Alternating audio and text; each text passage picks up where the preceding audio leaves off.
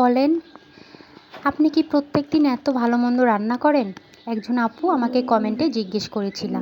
তো সেই আপুর উদ্দেশ্যে আমার ভিডিওটা। হ্যাঁ আপু, আমি প্রত্যেকদিনই ভালো মন্দ রান্না করি আলহামদুলিল্লাহ। আমাদের বাসায় ভালো মন্দ ছাড়া খাই না।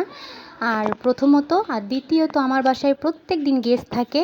কারণ হচ্ছে আমার হাসব্যান্ড কখনো যেখানে চাকরি করে সেখানকার স্টাফদের খাওয়ায়, কখনো তার ফ্রেন্ড সার্কেল আসতেছে, কখনো আমরা বিভিন্ন আত্মীয় স্বজন থেকে খাওয়াই।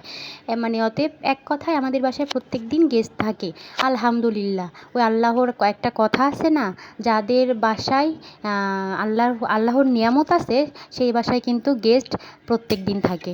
তো আলহামদুলিল্লাহ আমি নিজের হাতে রান্না করে খাওয়াইতে পারি, এটাই। আর এই ভিডিওটা করার কারণ হচ্ছে যে আমি মাত্র মুরগির মাংস রান্না করেছি। আজকেও আমার বাসায় গেস্ট আসবে।